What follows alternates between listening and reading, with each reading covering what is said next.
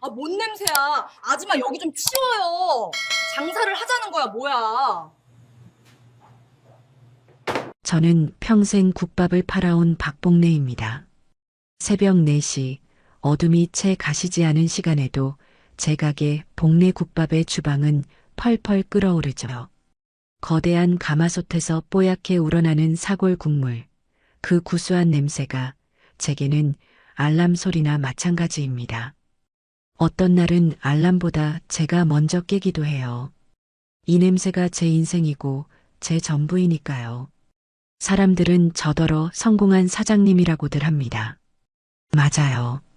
시장 바닥에서 솥단지 하나 걸고 시작한 일이 지금은 번듯한 3층짜리 건물이 되었습니다. 1층은 손님을 받는 홀, 2층은 단체 손님을 위한 방, 3층은 제 살림집과 아들 민수의 방이 있지요. 이 건물을 올리던 날 저는 밤새 아무도 몰래 눈물을 훔쳤습니다. 남편 일찍 여의고 어린 민수 손을 붙잡고 겪었던 온갖 서름이 이 건물 벽돌 하나하나에 다 박혀 있는 것 같았거든요. 제 아들 민수, 그 아이는 제 삶의 이유이자 가장 아픈 손가락입니다. 아비 없이 자랐다고 주눅들까봐 저는 2배, 3배로 억척을 떨며 살았습니다. 엄마, 우리도 남들처럼 쉬는 날 놀러 가면 안 돼? 어린 민수가 물었을 때 저는 끓어넘치는 솥을 닦으며 국밥 한 그릇이라도 더 팔아야 네 등록금 낸다. 모진 말을 내뱉었죠. 그래서인지 민수는 유난히 배경이나 학벌 같은 것에 마음을 많이 썼습니다. 자신은 국밥집 아들로 자랐지만 자식만큼은 고상하게 키우고 싶다는 말을 입버릇처럼 했어요. 그런 민수가 30 중반이 되도록 여자를 데려오지 않아 속을 태웠는데 그날이었습니다. 어머니, 저녁에 가게에 있나요? 그럼 내가 어딜 가? 무슨 일이냐? 민수의 목소리가 평소와 다르게 상기되어 있었습니다. 오늘 꼭 소개하고 싶은 사람이 있어요. 심장이 덜컥 내려앉는 기분이었죠. 그래, 알았다. 밥때 맞춰서 와라. 퉁명스럽게 대답했지만 저는 그날따라 홀 거울을 몇 번이나 들여다봤는지 모릅니다. 저녁 장사가 한창일 무렵 민수가 웬 아가씨의 손을 잡고 가게 문을 열었습니다. 제 평생에 본 아가씨 중에 가장 반듯하고 예쁜 사람이었어요. 머리부터 발끝까지 갓 나온 잡지 모델처럼 꾸몄더군요. 이름은 오지연이라고 했습니다. 어머님, 처음 뵙겠습니다. 오지연입니다. 목소리마저 어찌나 상냥하고 또랑또랑한지 가게 안 일꾼들이 다 쳐다볼 정도였어요. 저는 일단 웃으며 그들을 3층 살림집으로 안내했습니다. 민수야, 가게 바쁜데. 에이, 어머니. 오늘은 저 좀 봐주세요. 지연 씨, 이쪽으로. 민수는 신이 나서 어쩔 줄을 몰랐습니다. 지연이라는 아가씨는 거실 소파에 꼿꼿하게 앉아 제가 내민 매실차를 2손으로 공손히 받았습니다. 아이고, 이런 누추한 데까지 오게 해서 어쩌나. 아닙니다, 어머님. 말씀 많이 들었어요. 이렇게 대단한 일을 혼자 일구셨다고. 말은 참 예쁘게 했어요. 그런데 이상했습니다. 그 아가씨의 눈은 웃고 있지 않았습니다. 제 집을, 아니, 이 건물 전체를 훑어보는 그 눈빛에는 상냥함 대신 차가운 계산 같은 것이 서려 있었죠. 평생 시장에서 수만 명의 사람 눈을 마주쳐온 제 감각이 경고음을 울리기 시작했습니다. 민수가 신이 나서 지연의 배경을 설명하기 시작했습니다. 어머니, 지연 씨 아버님이 명문대 교수님이세요. 지연 씨도 미국에서 유학하고 지금은 외국계 회사에서 일하고 있어요. 대단하죠? 민수의 얼굴에는 이런 여자가 바로 제 여자입니다. 하는 자랑스러움이 가득했습니다. 그 모습에 저는 차마 쓴소리를 할 수가 없었죠. 그래, 아가씨가 아주 똑똑하고 예쁘네. 우리 민수한테는 과분할 정도요. 제 말에 지연이 살짝 웃었습니다. 과분하다니요, 어머님. 민수 씨처럼 성실하고 착한 남자가 드물죠. 저는 민수 씨가 어머님을 생각하는 마음에 반했습니다. 그때까지만 해도 저는 내가 늙어서 사람을 잘못 보나 하고 제 자신을 타일렀습니다. 아들이 저렇게 좋다는데 아비 없는 자식으로 키운 게 미안해서라도 이번만큼은 민수가 원하는 대로 해주고 싶었어요. 문제는 식사를 하러 1층 홀로 내려왔을 때 터졌습니다. 지연 씨, 우리 어머니 국밥 맛이 서울에서 제일이야. 한번 먹어봐. 어머, 기대되네요. 마침 저녁 손님이 몰아닥쳐 홀은 전쟁터 같았습니다. 땀 냄새, 깍두기 냄새, 그리고 펄펄 끓는 육수 냄새가 뒤엉켜 있었죠. 저는 늘 맡는 냄새라 아무렇지 않았지만 지연은 그게 아니었던 모양입니다. 자리에 앉자마자 가방에서 작은 향수병을 꺼내 손수건에 몇 방울 떨어뜨리더니 그걸로 코를 살짝 가리더군요. 그 짧은 순간을 저는 놓치지 않았습니다. 민수는 그걸 보지 못했죠. 자, 여기 특으로 2그릇요. 제가 직접 주방에 들어가 국밥을 말았습니다. 뻔히 일하는 아주머니들이 계셨지만 예비 며느리에게는 제 손맛을 보여주고 싶었어요. 뜨끈한 뚝배기를 쟁반에 받쳐나가는데 지연과 민수의 대화가 들렸습니다. 민수 씨, 근데 어머니가 언제까지 이 일을 하실 거래? 무슨 소리야? 어머니한테는 이 가게가 전부나 마찬가지야. 그래도 이제 연세도 있으신데. 솔직히 말해서 이런 일은 너무 고되잖아. 냄새도 그렇고, 냄새. 그 단어가 제 심장을 쿵 하고 때렸습니다. 제게는 자부심이었던 이 냄새가 저 아가씨에게는 그저 고된 일의 증거일 뿐이었던 겁니다. 어머니 오신다. 민수의 말에 지연은 얼른 표정을 바꾸고 다시 상냥하게 웃었습니다. 어머님 직접 가져다 주시고 감사합니다. 저는 아무렇지 않은 척 뚝배기를 내려놓았습니다. 천만에요. 많이 먹어요, 지연 양. 지연은 숟가락을 들어 국물을 한두 번 깨작거리더니 이내 숟가락을 내려놓았습니다. 왜 입에 안 맞아? 민수가 걱정스럽게 물었죠. 아니요, 맛있어요. 그런데 제가 원래 이런 탕 종류를 잘 못 먹어서요. 점심을 좀 늦게 먹기도 했고, 그녀는 밥알이 하나도 들어가지 않은 숟가락을 냅킨으로 깨끗하게 닦아 내려놓았습니다. 그 모습이 어찌나 정갈하고 또 이질적인지 이 국밥 한 그릇에 담긴 제 세월을 전부 부정당하는 기분이었습니다.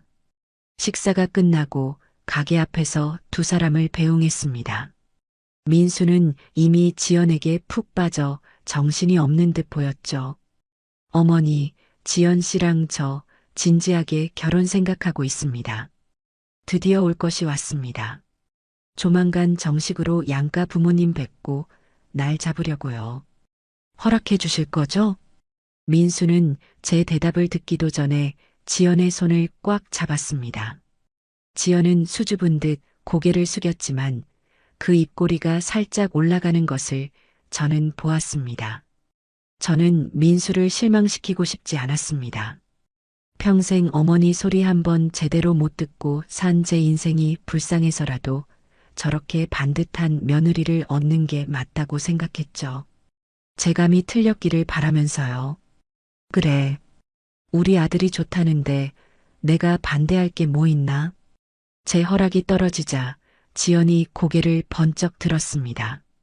어머님 감사합니다. 제가 정말 민수 씨 행복하게 해줄게요. 그리고는 저를 가볍게 끌어안았습니다. 비싼 향수 냄새가 확 풍겨왔죠. 그 냄새가 제 국밥 냄새를 밀어내는 것만 같았습니다. 그리고 어머님, 지연이 제게서 떨어지며 조심스럽게 말을 이었습니다. 다음번에 양가 상견례 할 때는 가게 말고 괜찮은 한정식 집에서 했으면 해요. 뭐, 제 말은 여긴 너무 시끄럽고 또 격식이 좀 그렇잖아요. 아버지가 워낙 격식을 차리시는 분이라서요. 오해 마세요, 어머님. 그녀는 활짝 웃으며 민수의 팔짱을 꼈습니다. 가요, 민수 씨. 두 사람이 고급 승용차를 타고 떠나는 모습을 저는 낡은 가게 문에 기대어 한참이나 바라보았습니다. 아들의 행복한 얼굴 뒤로 제 식당을 격식 없다고 말하던 지연의 차가운 눈빛이 아른거렸습니다. 격식이라. 저는 제 손을 내려다보았습니다. 평생 굳은 살이 박이고 깍두기 물이 든 손이었죠. 이 손으로 민수를 키우고 이 건물을 올렸습니다. 그날 밤 저는 잠을 이룰 수가 없었어요. 제 아들이, 제 인생 전부를 바친 아들이 어쩌면 제 인생을 통째로 부정하는 여자를 데려온 것일지도 모른다는 불길한 예감이 제 가슴을 무겁게 짓눌렀습니다. 그래도 저는 아들을 믿기로 했습니다. 민수가 저렇게 행복해하는데 그깟 느낌 하나로 아들의 앞길을 막을 수는 없었죠. 하지만 그날의 그 불길한 느낌은 결국 현실이 되어 제 뒤통수를 치러 올 줄은 그때는 정말 꿈에도 몰랐습니다. 그렇게 아들 민수와 지연 양을 보낸 다음 날 저는 평소보다 1시간은 더 일찍 주방에 나왔습니다. 뜬 눈으로 밤을 샜어요. 마음이 천근만근 무겁고 싱숭생숭해서 도무지 잠이 오지 않았습니다. 지연 양의 그 반듯하게 웃던 얼굴, 그러면서도 제 가게를 격식 없다고 말하던 그 차가운 목소리가 밤새 제 귓가를 맴돌았습니다. 아니다, 아닐 거야. 내가 늙으니 노파심이 지나친 게다. 아들이 저렇게 좋다는데 민수가 행복하면 됐지. 저는 애써 고개를 저으며 거대한 가마솥에 불을 당겼습니다.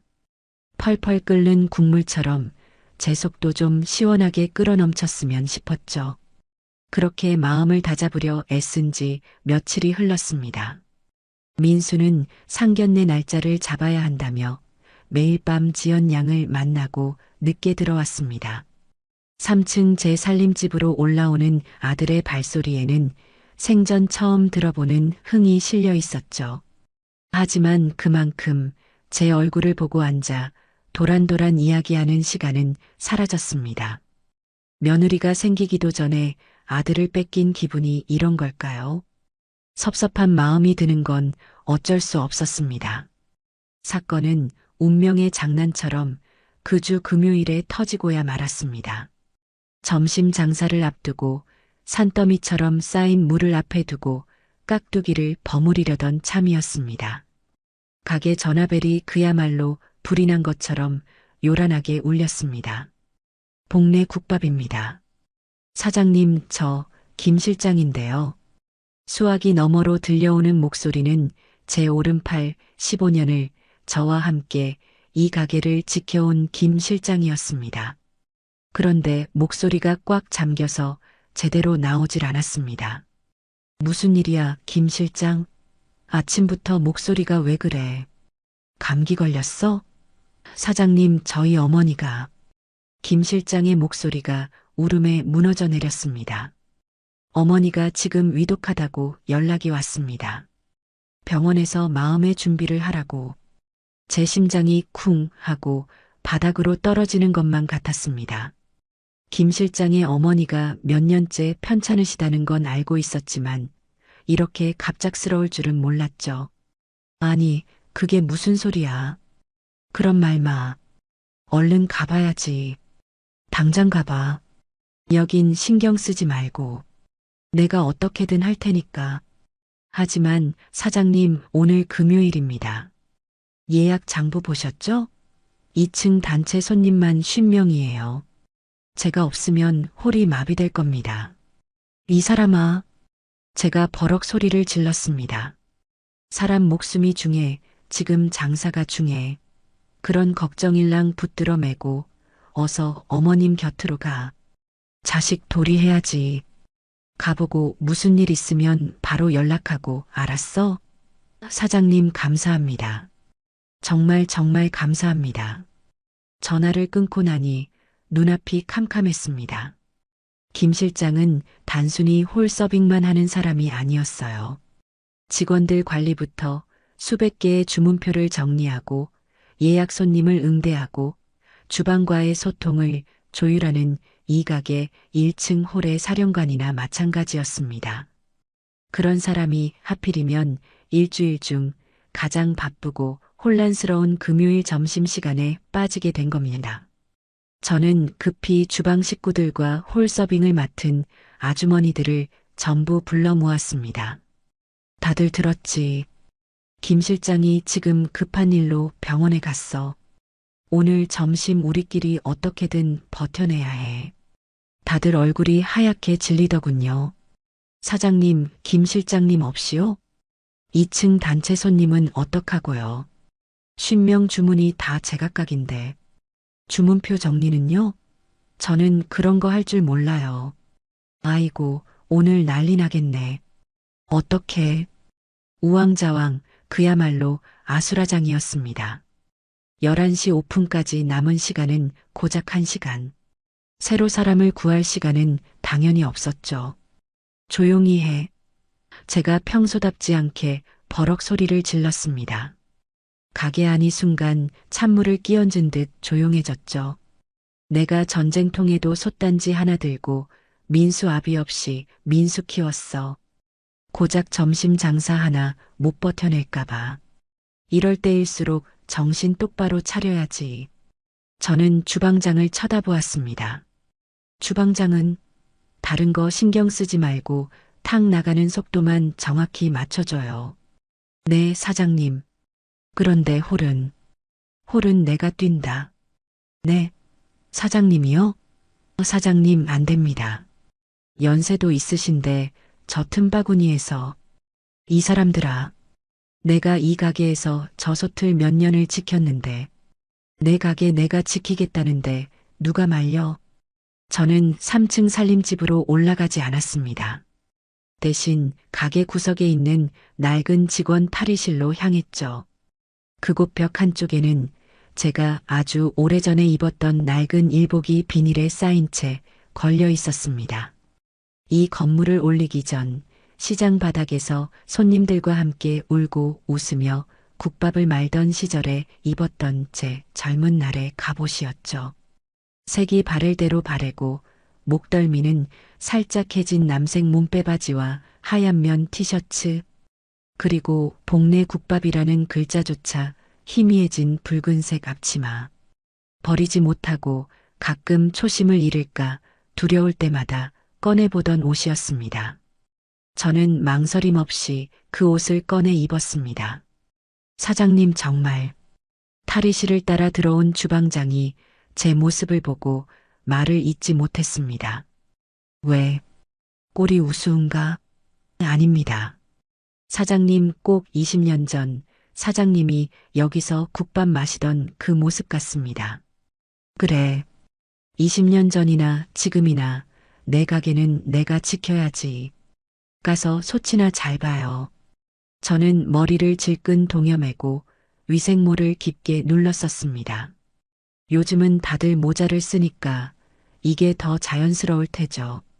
그리고 얼굴을 가리기 위해 마스크까지 착용했습니다. 이 정도면 저를 복내 국밥 박사장이라고 알아보는 단골 손님은 없을 겁니다. 그저 오늘따라 유난히 손이 빠른 새로운 서빙 아줌마 정도로 보이겠죠. 그때 묘한 생각이 제 머리를 스치고 지나갔습니다. 그래, 지연 양이 말한 그 격식 없는 가게. 그 수준 낮은 직원. 그 아가씨가 제 가게에 무엇을 그리 얕잡아 보았는지 이 가장 낮은 차림으로 직접 확인해 보고 싶다는 오기가 생겼습니다. 어쩌면 제 늙은이 노파심이 맞는지 아니면 평생 수만 명의 사람을 상대해 온 제 감이 맞는지 이번 기회에 똑똑히 알아야 했습니다. 그때 마침 앞치마 주머니에 넣어둔 휴대전화가 요란하게 울렸습니다. 화면에 뜬 이름은 내 아들 민수였습니다. 어머니, 오늘 저녁에 지연 씨랑 같이 식사하려고 하는데 가게 문 좀 일찍 닫으실 수 있어요? 상견례 날짜도 잡고, 그리고 지연 씨가 어머님 선물도 샀대요. 민수의 한껏 들뜬 목소리가 수화기 너머로 생생하게 들려왔습니다. 민수야. 제 목소리가 너무 낮게 가라앉아 있었는지 민수가 놀란 듯 되물었습니다. 네, 어머니. 무슨 일 있으세요? 목소리가 왜 그러세요? 아니다. 오늘은 안 되겠다. 내가 오늘 주방에서 새로 개발할 메뉴가 있어서 아마 밤늦게까지 바쁠 것 같아. 에이, 어머니도 무슨 신메뉴를 또 개발하세요. 지금도 장사 잘 되는데. 그럼 지연 씨랑 인사만 드리고 가게에서 저녁 먹으면 안 돼요? 안 된다. 저도 모르게 날카로운 소리가 나갔습니다. 어머니? 아니. 내 말은 주방에 불 쓰고 기름 튀고 해서 정신 사납다. 너는 지연 양이랑 좋은 데 가서 맛있는 거 먹어. 오늘은 가게 쪽으로는 얼씬도 하지 마라. 일하는데 방해된다. 절대 오지 마. 아주 단호하게 말했습니다. 정말 어머니는 못 말린다니까. 알겠어요. 그럼 내일 봬요. 바쁘신데 끊습니다. 전화를 끊고 저는 쓴웃음을 지었습니다. 그래, 네가 격식 있다고 생각하는 그 아가씨랑 좋은 시간 보내라, 아들아. 저는 앞치마 끈을 다시 한번 질끈 동여맸습니다. 11시 30분 가게 문이 열리고 손님들이 굶주린 짐승들처럼 밀려 들어오기 시작했습니다. 사장님, 아니, 이모님, 준비됐죠? 100번이라도 준비됐다. 가자. 저는 쟁반을 높이 치켜들고 20년 전 제 젊은 날이 그랬던 것처럼 지옥불 같은 홀 한복판으로 뛰어들었습니다. 그야말로 지옥이었습니다. 김 실장의 빈자리는 제가 상상했던 것보다 아주 훨씬 더 컸습니다. 평소에는 김 실장의 3번 탁 나가요. 5번 깍두기 추가 하는 지휘 아래 일사불란하게 움직이던 직원들이 구심점을 잃자 그야말로 허둥대기 시작했죠. 이모님, 3번 테이블 주문이 안 들어갔어요. 저기요, 깍두기 좀 더 주세요. 몇 번을 불렀는데. 2층 단체 손님들 음료는 누가 올리는 거야? 주방장님, 아줌마, 우리 건 언제 나와요? 우리보다 늦게 온 사람이 먼저 먹잖아. 가게 안은 순식간에 손님들의 고함 소리와 직원들의 다급한 발소리, 뚝배기 부딪히는 소리, 그리고 제 심장 소리로 뒤엉켰습니다. 저는 쟁반에 국밥 4그릇을 아슬아슬하게 받쳐들고 사람들 사이를 고개하듯 빠져나갔습니다. 특국밥 2개, 보통 2개 나왔습니다. 좀 비켜요. 네, 금방 갑니다. 죄송합니다. 위생모와 마스크로 얼굴을 가렸지만 등줄기에서는 땀이 비 오듯 흘러내렸습니다. 내가 이걸 어떻게 했었나? 20년의 세월이 야속하게 느껴졌죠. 그때는 이보다 더한 일도 거뜬히 해냈는데 고작 1시간 만에 다리가 후들거리고 숨이 턱까지 차올랐습니다. 여기요. 여기 물 좀 줘요. 네, 손님. 금방. 제가 급히 물주전자를 들고 테이블로 향하는데 바닥에 떨어진 숟가락을 미처 보지 못했습니다. 발에 무언가가 걸렸고 저는 중심을 잃고 휘청했습니다. 어머, 제 손에 들려있던 쟁반 위의 물주전자가 공중으로 날아올랐고 쨍그랑, 쿵, 요란한 소리와 함께 바닥으로 떨어졌습니다. 물이 사방으로 튀고 제 낡은 일복 바지가 흠뻑 젖어버렸죠. 홀 안의 모든 시선이 그 시끄럽던 소리가 순간 멈추고 제게로 쏠렸습니다. 아이고, 저 아줌마 칠칠 맞기는. 새로 왔나 봐. 아주 서툴러 죽겠네. 오늘 왜 이래, 이 가게. 사장님은 어디 가시고 저런 사람을. 손님들의 수군거리는 소리가 제 뺨을 때리는 것보다 더 아프게 들려왔습니다. 박복래 고작 이 정도에 무너질 거냐? 저는 이를 악물고 깨진 주전자 조각을 주워 담기 위해 바닥에 주저앉았습니다. 바로 그때였습니다. 딸랑. 가게 문에 달린 풍경이 맑은 소리를 냈습니다. 어머, 웬일이야. 사람 많은 것 좀 봐. 완전 시장통이네, 정말. 그러게. 민수 씨가 여기 서울에서 제일 맛있는 맛집이라고 하더니 진짜인가 봐. 너무나도 익숙하고 또 지금 이 순간 가장 듣고 싶지 않았던 목소리. 저는 젖은 바닥에 주저앉은 채로 천천히 고개를 들었습니다. 지난번과는 비교도 안 되게 화려한 머리부터 발끝까지 값비싼 옷으로 치장한 오지연. 그리고 그 옆에는 지연 못지않게 한껏 꾸민 친구로 보이는 젊은 여자가 서 있었습니다. 두 사람은 이 혼란스러운 국밥집 풍경과는 전혀 어울리지 않는 마치 백화점 1층에서 막 튀어나온 마네킹들처럼 보였죠. 지연은 자리가 날 때까지 기다릴 생각이 전혀 없는 듯 매의 눈으로 두리번거리다가 마침 식사를 마치고 일어서는 테이블을 발견했습니다. 그리고는 망설임 없이 그쪽으로 걸어갔죠. 여기요.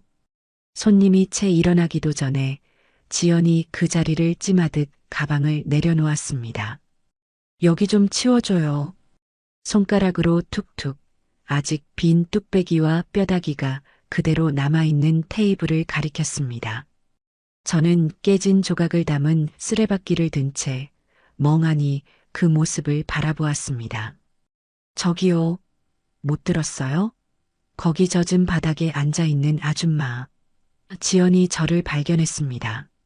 아니, 정확히는 바닥에 주저앉아 젖은 행주를 들고 있는 웬 늙고 허름한 직원을 발견한 거겠죠. 그녀의 눈에는 그 어떤 동정이나 연민도 없었습니다. 오로지 왜 이렇게 일 처리가 느려 하는 짜증과 참 꼴사납네하는 경멸만이 가득 담겨 있었죠. 저는 며칠 전 제 앞에서 수줍게 웃던 그 상냥하고 반듯했던 예비 며느리 오지연이 맞는지 제 눈을 의심했습니다. 이모님 뭐해요? 얼른 치워드려요. 손님 기다리시잖아요. 주방에서 막 나온 직원이 제 팔을 잡아 끌었습니다. 저는 그제야 정신을 차리고 일어났죠. 죄송합니다. 금방 치워드리겠습니다. 저는 쓰레받기를 내려놓고 빈 그릇을 담는 통을 들고 지연이 앉으려는 8번 테이블로 향했습니다. 아, 진짜. 냄새. 제가 가까이 다가서자 지연이 코를 막으며 중얼거리는 소리를 저는 분명히 들었습니다. 땀 냄새와 음식물 냄새가 뒤섞인 잭에서 나는 냄새일 테죠. 지연아, 정말 여기가 민수 씨 어머니 가게라고? 어머님이 이런 데서 일하셔? 친구가 조심스럽게 하지만 저 다 들으라는 듯이 말했습니다. 일은 무슨 사장이겠지. 근데 꼴 좀 봐. 관리를 전혀 안 하니까 이 모양이지. 직원들 수준이 저러니 완전 시장통이잖아. 지연은 제가 바로 옆에서 그릇을 치우고 있는데도 아랑곳하지 않았습니다. 내 가게를 시장통이라. 저는 묵묵히 테이블 위를 치웠습니다. 뼈다귀가 쌓인 접시, 국물이 남은 뚝배기, 깍두기 국물이 튄 테이블. 저기요. 지연이 저를 불렀습니다. 네, 손님. 테이블 닦을 때 그 행주로 그냥 닦지 마요. 더러우니까. 저는 이 가게를 연이래로 매일 아침 삶아서 소독한 행주만 써왔습니다. 저기 물티슈 있죠? 그걸로 닦아줘요.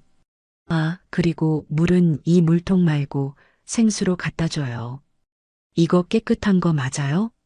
저는 대답 대신 젖은 행주를 쥔 손에 힘을 꽉 주었습니다. 참아라, 박복래. 저 아이는 지금 너를 못 알아보고 있다. 그냥 진상 손님일 뿐이다. 네, 알겠습니다. 저는 물티슈를 여러 장 뽑아 테이블을 뽀득뽀득 소리가 나게 닦았습니다. 그리고 일부러 가장 깨끗한 새 물통에 물을 담아 가져다 주었죠. 지연은 그런 저를 위아래로 훑어보았습니다. 모자를 깊게 눌러 쓴 데다 마스크까지 하고 있으니 제 얼굴을 제대로 볼 리가 없었죠. 그녀의 눈에 비친 저는 그저 땀에 절어 낡아빠진 옷을 입고 있는 격식 없는 가게의 수준 낮은 직원일 뿐이었습니다. 친구야, 뭐 먹을래? 여기 특국밥이 유명하대. 난 그냥 너랑 같은 거. 근데 나 이런 거 잘 못 먹는데. 그럼 여기 특국밥 2개 주세요. 아, 그리고 밥은 반만 주시고요. 저는 주문을 받기 위해 다가갔습니다. 특국밥 2그릇, 밥은 반만. 맞으십니까? 네. 그리고 깍두기 말고 배추김치로만 주세요. 깍두기 저기 담가 놓은 거 좀 별로네요. 위생적으로 보이지 않아서요. 제 평생의 자부심인 깍두기였습니다. 매일 아침 제가 직접 국내산 배추와 물을 골라 담그는 이 가게의 상징과도 같은 깍두기였죠. 손님, 그 깍두기는, 아, 됐고요. 그냥 배추김치만 달라고요. 말 많으시네. 지연은 제 말을 칼같이 잘랐습니다. 그리고는 제가 돌아서려 하자마자 친구를 향해 보란 듯이 말했습니다. 민수 씨 어머니가 가게 관리를 전혀 안 하나 봐. 내가 결혼하면 이런 것부터 싹 다 뜯어 고쳐야겠어. 친구의 눈이 동그래졌습니다. 너가 어떻게? 시어머니신데. 어떻게 하긴. 어차피 이 가게 결혼하면 다 내 거나 마찬가지 아니겠어? 민수 씨는 나한테 꽉 잡혀 있거든. 지연은 마치 여왕이라도 된 것처럼 깔깔 웃었습니다. 그 웃음소리가 방금 깨진 주전자 조각보다 더 날카롭게 제 심장을 후벼 파는 것 같았습니다. 저는 더 이상 아무 말도 할 수 없었습니다. 그저 멍하니 서서 제 아들이 천사라고 부르던 여자의 악마 같은 얼굴을 바라볼 뿐이었죠. 저는 주방으로 돌아와 차가운 벽에 이마를 기댔습니다. 다리가 사시나무처럼 떨려왔죠. 사장님, 괜찮으세요? 얼굴이 아까 그 손님들 때문이죠? 아주 목소리가 호를 쩌렁쩌렁 울리네요. 주방장이 걱정스럽게 물었습니다. 아니, 괜찮아. 저기 8번 테이블, 특국밥 2개, 밥 반 공기, 배추김치만. 목소리가 제대로 나오지 않았습니다. 깍두기 말고요? 우리 집은 깍두기 맛으로 오는데 저런 손님은 처음이네. 됐어. 그냥 그렇게 줘. 배추김치도 제일 깨끗한 걸로 골라서 내줘요. 알겠습니다. 사장님, 진짜 괜찮으세요? 그냥 3층에 올라가서 좀 쉬세요. 저희끼리 어떻게든 해볼게요. 됐어. 내가 시작한 일이야. 내가 끝을 봐야지. 내 가게가 내 아들이 저런 애한테 꽉 잡혀 있다고? 이 가게를 싹 뜯어 고쳐? 분노가 머리끝까지 차올랐지만 저는 오히려 얼음물처럼 차갑게 식어가는 것을 느꼈습니다. 그래, 어디까지 하나 보자. 저는 뜨거운 뚝배기를 쟁반에 받쳤습니다. 김이 모락모락 피어오르는 국밥이 제 속처럼 부글부글 끓고 있었습니다. 그래, 박복래. 저 아이는 지금 손님이다. 너는 이 가게 사장이기 이전에 땀 흘려 일하는 종업원이다. 손님에게는 친절해야지. 스스로를 몇 번이나 다독이고 나서야 저는 다시 8번 테이블로 향할 수 있었습니다. 특국밥 2그릇 나왔습니다. 뜨거우니 조심하십시오. 저는 뚝배기를 내려놓았습니다. 지연은 휴대전화로 사진을 찍느라 정신이 없었죠. 이런 것도 찍어야 민수 씨가 좋아하거든. 친구에게 하는 말이 들렸습니다. 배추김치 여기 있습니다. 저는 일부러 깍두기 국물이 한 방울도 튀지 않은 가장 깨끗한 접시를 골라 테이블 한가운데 놓았습니다. 저기요. 제가 돌아서기도 전에 지연이 또다시 저를 불렀습니다. 네, 손님. 내가 깍두기 말고 배추김치만 달라고 했잖아요. 네. 그래서 배추김치만 드렸습니다. 근데 왜 김치 그릇에 깍두기 국물이 묻어 있어요? 지연이 가리킨 곳을 보니 김치 접시 가장자리에 붉은 깍두기 국물이 한 방울 아주 작게 묻어 있었습니다. 아마 주방에서 다른 그릇과 스치면서 튄 모양이었죠. 아, 죄송합니다. 주방에서 묻은 모양입니다. 바로 됐어요. 치워요. 지연이 숟가락으로 그 김치 접시를 툭 밀어냈습니다. 아, 진짜. 비위상해. 이런 가게에서 뭘 기대하겠어. 친구인 미나의 얼굴이 사색이 되어 말렸습니다. 지연아, 그만해. 사람들이 보잖아. 그냥 먹자. 응? 너 민수 씨한테 잘 보여야 한다며. 뭘 그만해. 이런 건 똑바로 말해야 고치는 거야. 민수 씨도 참 왜 이런 데서 장사를 하는지 몰라. 격식 떨어지게. 그때 지연의 친구가 화제를 돌리려는 듯 물었습니다. 그래도 이 건물 비싸겠다. 위치가 완전 역세권이네. 결혼하면 너 완전 사모님이네. 지연이 콧방귀를 뀌었습니다. 사모님? 무슨 소리야? 내가 이런 낡은 국밥집을 왜 해? 어우, 냄새나. 그럼 민수 씨가 물려받는 거 아니었어? 바로 팔아야지. 제 귀를 의심했습니다. 싹 밀고 주상복합 올린다는 업자랑 이미 얘기 다 끝냈어. 여기 땅값 어마어마한 거 알지?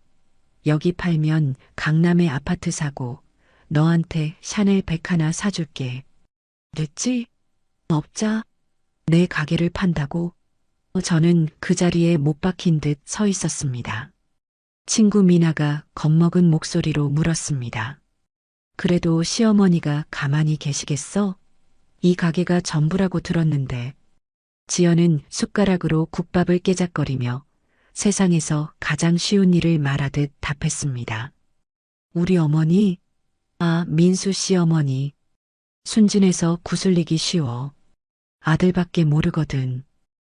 민수 씨만 꽉 잡으면 저 건물, 저 땅 다 내 거야. 노인네 하나 구슬리는 게 뭐 어렵다고. 노인네 구슬려? 제 머릿속에서 무언가가 툭 하고 끊어지는 소리가 났습니다. 그때였습니다. 가게 입구에 호출벨이 요란하게 울리기 시작했습니다.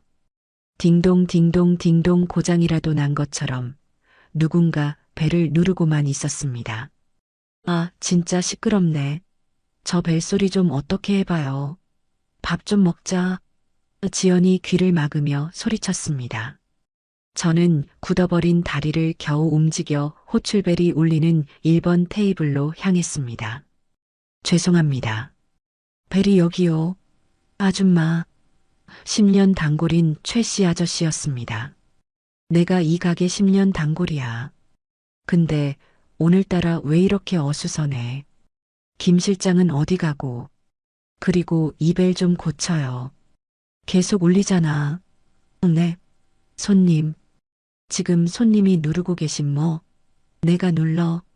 이 아줌마가 지금 무슨 소리를 하는 거야. 알고 보니 최 씨 아저씨 테이블 밑에 떨어진 숟가락을 주우려다 어린 손자가 호출벨을 발로 계속 밟고 있었던 겁니다. 아이고, 죄송합니다.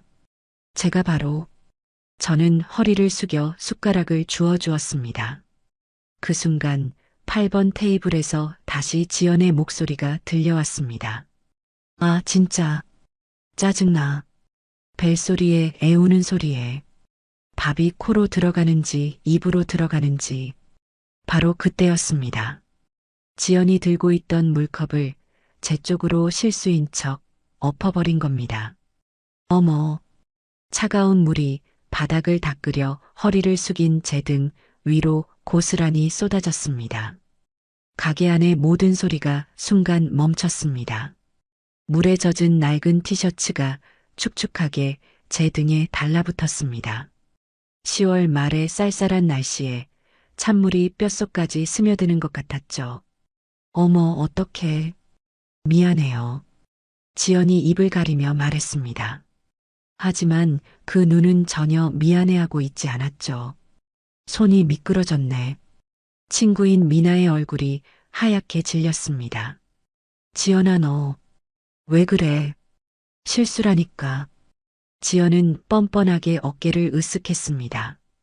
저는 천천히, 아주 천천히 일어섰습니다.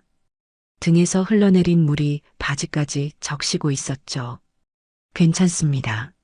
손님, 제 목소리가 얼음장처럼 차갑게 갈라져 나왔습니다. 제가 치우겠습니다. 저는 8번 테이블로 돌아가 아무 말 없이 걸레를 들었습니다. 지연은 그런 저를 보며 오히려 자기가 피해자라는 듯한 표정을 지었습니다. 저기요, 아줌마. 사람 말을 무시해요? 옷 버린 건 어떡할 건데요? 네, 제가 잘못 들었나 싶어 고개를 들었습니다. 아니, 지금 아줌마 때문에 물 쏟아져서 내 치마에 다 튀었잖아요. 이거 얼마짜리인 줄 알아요? 지연이 가리킨 곳을 보니 그녀의 화려한 원피스 끝자락에 물이 몇 방울 튀어 있었습니다. 기가 막혀서 말이 나오지 않았습니다. 손님이 쏟으신 물 아닙니까? 뭐라고요? 지금 나한테 책임을 떠넘기는 거요? 지연이 자리에서 벌떡 일어났습니다. 너가 아까 1번 테이블에서 시끄럽게 어물쩡거리니까 내가 놀라서 물컵을 놓친 거잖아. 그럼 너가 책임져야지. 이봐요. 여기 사장 나오라 그래요. 내가 이딴 대접받으려고 여기 온 줄 알아? 민수 씨한테 다 잃을 거야. 민수 씨한테 다 잃을 거야. 그 말이 제 가슴에 마지막 불을 질렀습니다. 저는 젖은 걸레를 쥔 손을 내려다보았습니다. 그리고 결심했습니다. 그래, 네가 그렇게 원하니 사장을 불러주마. 손님, 왜? 이제 사장 부르러 가게? 늦었어. 이 가게 사장, 접니다. 저는 흠뻑 젖은 제 가슴팍을 가리키며 말했습니다. 그리고 손님이 그렇게 찾는 민수, 제 아들입니다. 저는 마스크를 벗어내렸습니다. 그리고 땀에 젖어 얼굴에 달라붙은 위생모를 벗어던졌습니다. 순간 8번 테이블뿐만 아니라 가게 전체가 얼어붙었습니다. 지연의 눈이 제가 평생 본 것 중에 가장 크게 뜨였습니다. 그녀의 얼굴에서 핏기가 가시는 것이 마치 영화의 한 장면처럼 천천히 보였습니다. 어머님. 지연 양의 목소리는 모기 소리만 하게 기어 들어갔습니다. 그토록 당당하고 쩌렁쩌렁하던 기세는 온데간데 없었죠. 방금 전까지 제게 너라고 부르며 제 인생이 담긴 가게를 시장통이라 칭하고 제 아들을 꽉 잡았다고 말하던 그 아가씨가 맞나 싶었습니다. 가게 안은 그 시끄럽던 점심시간의 홀은 마치 누군가 시간을 멈춰버린 것처럼 정적에 휩싸였습니다. 펄펄 끓던 뚝배기 속 국물 소리만이 유일한 소음이었죠. 1번 테이블의 최 씨 아저씨도 2층에서 막 내려오려던 단체 손님도 젖은 걸레를 든 저와 하얗게 질린 지연 양을 번갈아 쳐다보고 있었습니다. 가게 안의 모든 사람들이 숨을 죽이고 이 기묘한 연극의 다음 장면을 기다리는 듯 했습니다. 뭐예요? 어머님, 이게 무슨 장난이세요? 지연 양이 애써 입꼬리를 올려 웃어 보였습니다. 하지만 그 입꼬리는 경련이라도 일어난 듯 파르르 떨리고 있었죠. 제 생각에 저를 지금 이 가게 사장이라고는 꿈에도 생각 못했던 모양입니다. 저를 그저 낡은 옷을 입은 무시해도 좋은 식당 종업원쯤으로 여겼겠죠. 장난이요? 저는 젖은 앞치마를 풀지도 않은 채 한 걸음 그 아이에게 다가갔습니다. 찬물에 젖은 등이 으슬으슬 떨려왔지만 그보다 더한 불길이 제 속에서 치솟고 있었습니다. 그 불길은 분노이기도 했고 서러움이기도 했습니다. 장난은 지연 양이 나한테 친 거 아닙니까? 네. 저는 어머님이 이런 차림으로 계실 줄은 이런 차림이면 내가 박복내가 아닌가. 저는 제 젖은 옷을 내려다보았습니다. 땀과 물에 젖어 몸에 축축하게 달라붙은 색바랜 일복이었죠. 이 옷이 그렇게 부끄럽습니까? 아니요, 그게 아니라 저는 정말 몰랐어요. 어머님, 오해예요, 정말. 지연 양이 제게 다가오려는 듯 손을 뻗었습니다.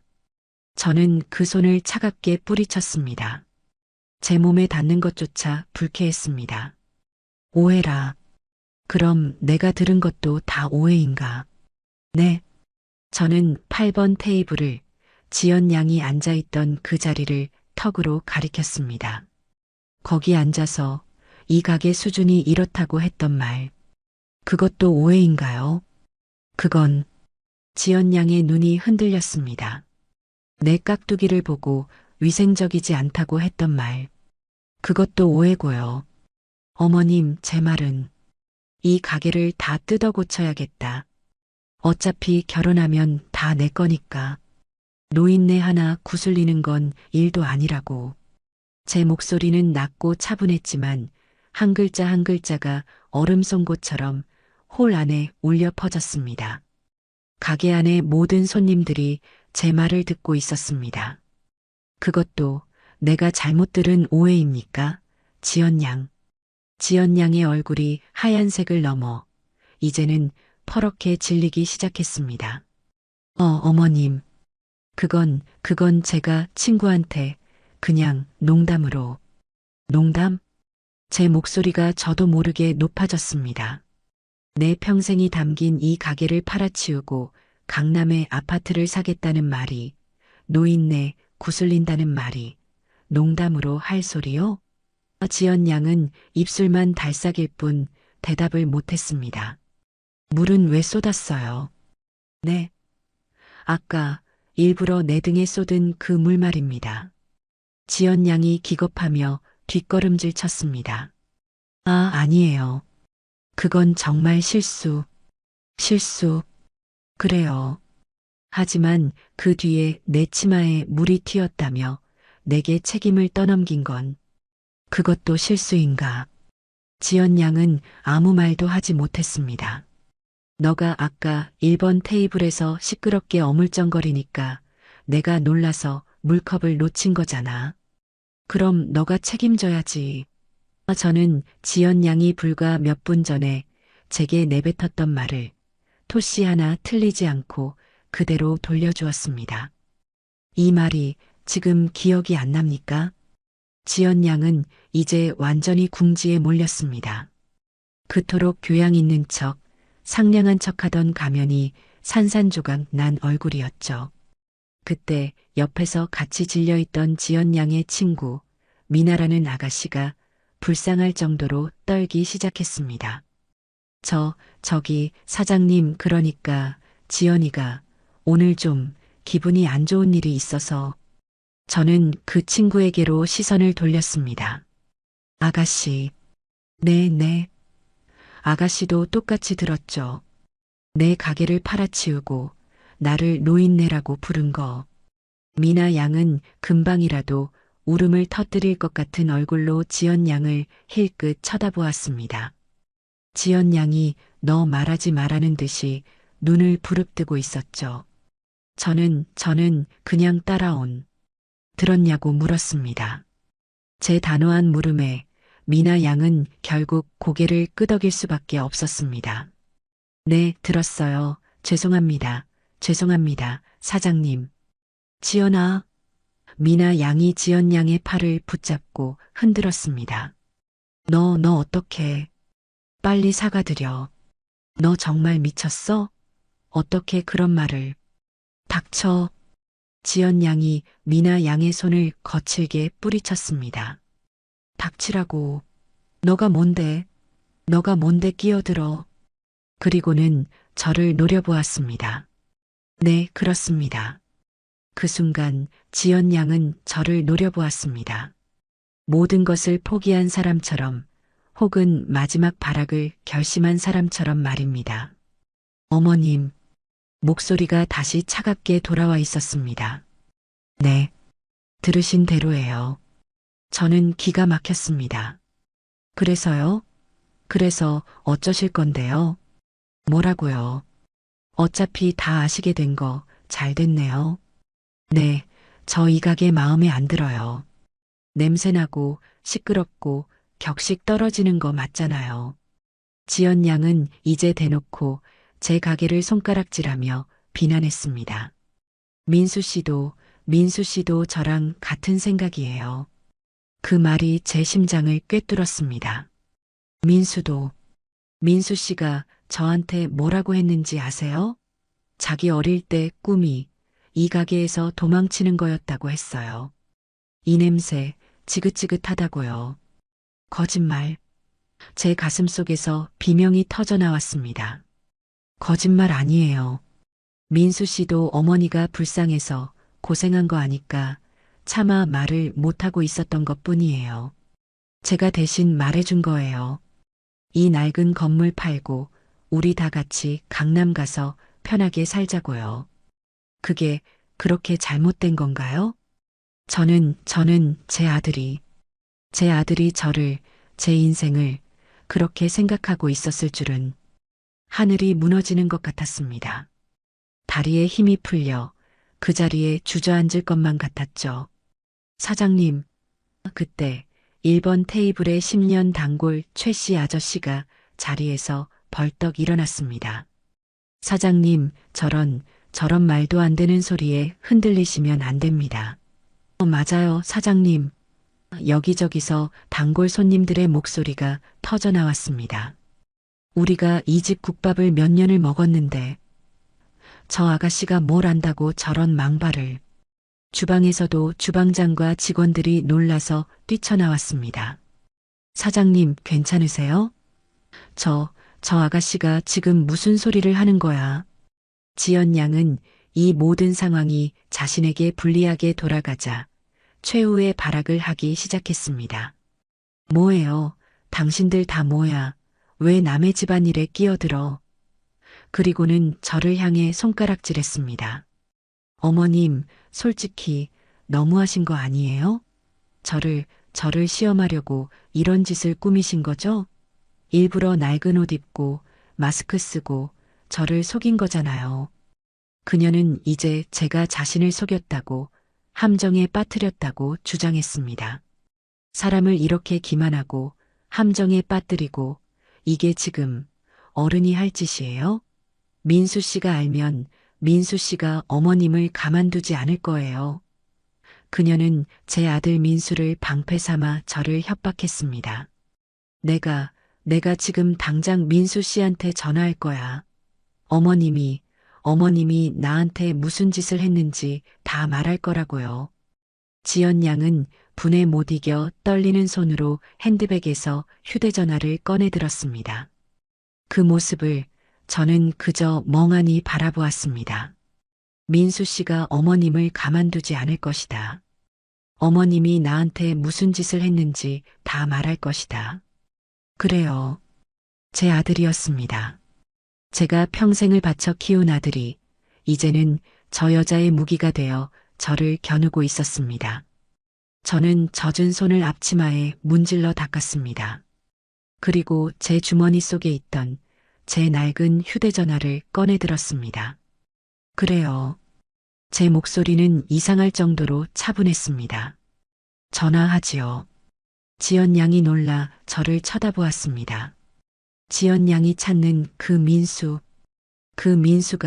지금 어디서 뭘 하는지는 모르겠지만 저는 제 휴대전화의 1번 단축키, 내 아들이라고 저장된 그 번호를 길게 눌렀습니다. 내 아들, 내가 부르겠습니다. 뭐예요? 지금, 왜요? 민수한테 직접 말하고 싶지 않았습니까? 지연 양은 당황한 기색이 역력했습니다. 어머니가 지연 양을 속였다고, 어른이 할 짓이 아니라고, 가만두지 않을 거라고, 어서 말해야죠. 휴대전화 너머로 익숙한 연결음이 들려오기 시작했습니다. 뚜루루, 뚜루루. 가게 안은 다시 한번 숨소리조차 들리지 않는 정적에 휩싸였습니다. 지연 양은 휴대전화를 든 채 굳어버린 제 손을, 그리고 제 휴대전화를 번갈아 쳐다보며 안절부절 못했습니다. 그때였습니다. 어머니, 수화기 너머로 제 아들 민수의 목소리가 들려왔습니다. 무슨 일이세요? 제가 가게 오지 말라고.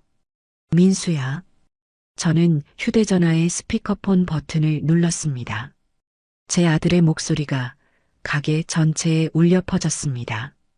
네, 어머니. 왜 그러세요?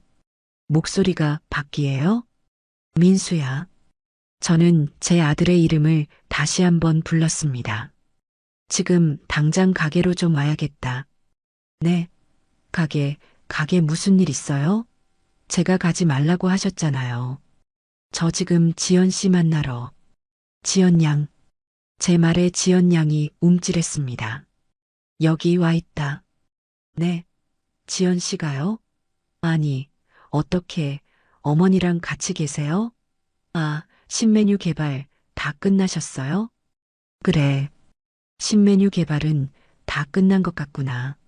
저는 스피커폰 너머의 아들을, 그리고 제 눈앞에 지연 양을 쳐다보며 말했습니다.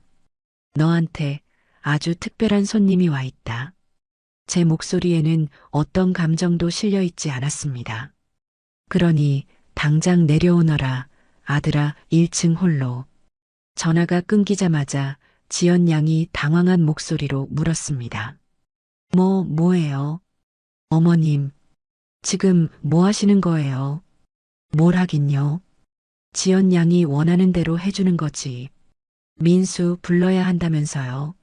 아니, 그게 그렇게 지금 이런 식으로. 지연 양의 눈동자가 불안하게 흔들리기 시작했습니다. 지연아, 너 어떡해? 민수 씨 오면.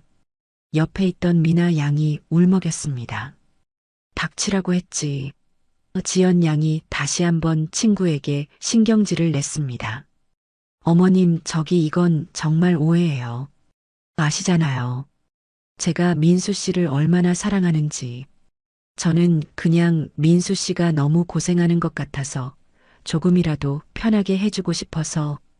지연 양이 순식간에 눈물을 글썽이며 제게 다가왔습니다. 제가 말이 좀 심했어요. 죄송해요, 어머님. 네, 제가 다 잘못했어요. 그러니까 민수 씨 오기 전에 우리끼리 뭐요? 우리끼리 노인네를 구슬려 볼까요? 지연 양의 얼굴에서 눈물이 쏙 들어갔습니다. 저는 젖은 걸레를 들고 아까 지연 양이 엎지른 물웅덩이로 다가갔습니다. 그리고 묵묵히 바닥을 닦기 시작했죠. 어머님, 시끄럽습니다. 제가 무릎을 꿇고 바닥을 닦자 지연 양이 어쩔 줄 몰라 하며 제 주위를 맴돌았습니다. 지금 뭐 하시는 거예요? 일어나세요, 어머님. 사람들이 보잖아요. 사람들 보라고 하는 겁니다. 네, 내 아들이 똑똑히 보라고 하는 겁니다. 자기가 천사라고 부르던 여자가 자기 어머니에게 무슨 짓을 했는지. 저는 젖은 바닥을 닦고 깨진 주전자 조각을 쓸어 담았습니다. 아까는 후들거렸던 다리가 지금은 이상하게도 힘이 넘쳤습니다. 분노 때문일까요? 아니요, 분노라기보다는 서러움이었습니다. 내 아들 민수가 저런 여자의 말에 넘어가 저를, 제 인생을 부끄러워했다는 그 사실이 제 가슴을 천조각, 만조각으로 찢어놓는 것 같았습니다. 민수야, 너는 정말. 그때였습니다. 어머니, 가게 문이 거칠게 열리며 민수가 헐레벌떡 뛰어들어왔습니다. 어머니, 무슨 일이세요? 전화는 왜요? 민수는 홀 한복판에 멈춰 섰습니다. 그의 눈에 비친 광경은 가히 충격적이었을 겁니다. 첫째로 낡고 흠뻑 젖은 일복을 입고 머리가 헝클어진 채 바닥에 앉아 있는 저. 둘째로 그런 제 앞에서 사색이 되어 어쩔 줄 몰라 하는 완벽하게 차려입은 자신의 약혼녀 오지연. 그리고 셋째로 이 모든 광경을 숨죽인 채 지켜보고 있는 수십 명의 손님들과 직원들. 어머니, 이게 다 무슨, 지연 씨?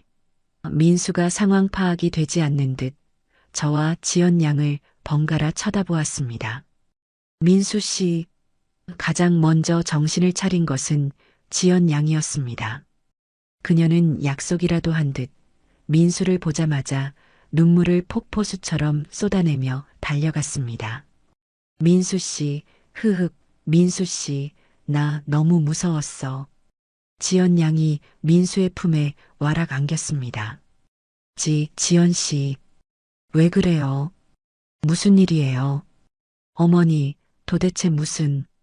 민수 씨, 어머님이 나한테 지연 양은 말을 잇지 못하고 민수의 품에 얼굴을 묻은 채 서럽게 울기 시작했습니다.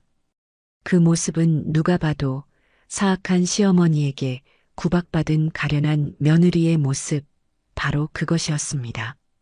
저는 젖은 걸레를 쥔 채 그 광경을, 그 역겨운 연극을 말없이 지켜보았습니다. 민수가 저를 쳐다보았습니다. 그 눈빛은 원망이었습니다. 어머니, 도대체 지연 씨한테 무슨 짓을 하신 거예요? 제 아들의 입에서 나온 첫마디였습니다. 어머니가 가게에 오지 말라고 하셨잖아요. 그런데 지연 씨를 이렇게 많은 사람들 앞에서 왜? 제 아들의 입에서 나온 첫마디는 어머니, 괜찮으세요? 가 아니었습니다. 왜 지연 씨를 울렸냐는 질책이었습니다. 헛웃음이 터져 나왔습니다. 그래요. 제가 졌습니다. 노인네 구슬리는 건 일도 아니다. 지연 양의 그 말이 100번 맞았습니다. 제 아들은 이미 저 여자의 편이었습니다. 민수 씨, 그런 게 아니야. 지연 양이 민수의 품에서 고개를 들었습니다. 어머님이 사실 오늘 홀에서 서빙을 하고 계셨어. 어머니가 서빙을? 민수가 놀라 저를 쳐다보았습니다. 응, 그런데 나는 정말 몰랐어. 어머님인 줄, 그냥 새로 오신 분인 줄 알고 내가 실수를 좀 했어. 물을 엎질렀거든. 지연 양은 철저하게 자신을 피해자로 만들었습니다. 그런데 어머님이 갑자기 나한테 내가 일부러 그랬다면서 화를 내시는 거야. 나는 너무 놀라서 민수 씨, 나는 정말 아니야. 나는 지연 양은 다시 민수의 가슴에 얼굴을 묻었습니다. 어머니. 민수가 저를 향해 소리쳤습니다. 정말 지연 씨한테 화를 내셨어요? 고작 물 엎지른 것 때문에? 민수는 저를 믿지 않았습니다. 어머니가 왜 그러셨어요? 지연 씨가 얼마나 놀랐겠어요. 저는 천천히 자리에서 일어났습니다. 무릎에서 우두둑 소리가 났습니다. 민수야. 민수는 대답하지 않았습니다. 너는 지금 저 여자가 한 말만 듣고 이 어미를 죄인으로 만드는 거냐? 어머니, 그게 아니라 상황이 누가 봐도. 저는 홀을 가득 메운 손님들을 둘러보았습니다. 그래. 누가 봐도 내가 저 아가씨를 괴롭힌 것처럼 보이겠지. 나는 낡고 젖은 옷을 입었고 저 아가씨는 비싸고 깨끗한 옷을 입었으니까. 어머니, 제발. 민수야. 저는 제 아들에게 한 걸음 다가갔습니다. 너는 이 어미보다 저 여자의 눈물이 더 중요하더냐? 민수는 대답하지 못했습니다. 그저 당황한 눈으로 저와 지연 양을 번갈아 볼 뿐이었죠. 그때였습니다. 젊은이, 10년 단골 최 씨 아저씨가 참다 못하겠다는 듯이 다시 소리쳤습니다. 자네가 지금 뭘 잘 모르는 모양인데. 아저씨? 자네 어머니가 오늘 김 실장 병원 가서 저 땀을 뻘뻘 흘리면서 20년 전처럼 홀을 뛰어다녔어. 저 젖은 옷, 저 아가씨가 일부러 쏟은 물에 젖은 거라고. 네, 지연 씨가 일부러요? 민수가 믿을 수 없다는 듯 지연 양을 쳐다보았습니다. 아니야, 민수 씨, 아니야. 저 아저씨가 뭘 안다고. 나는 정말 실수. 시끄럽소. 최 씨 아저씨가 지연 양의 말을 막았습니다. 실수? 실수를 해놓고 내 치마에 물 튀었다고 사장님을 윽박지른 것도 실수인가. 민수의 눈이 커졌습니다. 사장님을 노인네라고 부른 것도 실수고. 민수의 얼굴이 굳었습니다. 이 가게를 시장통이라고 부르고 팔아치워야겠다고 말한 것도 다 실수인가. 이 아가씨야. 최 씨 아저씨의 말 한마디 한마디가 민수의 얼굴에 그대로 내리꽂혔습니다.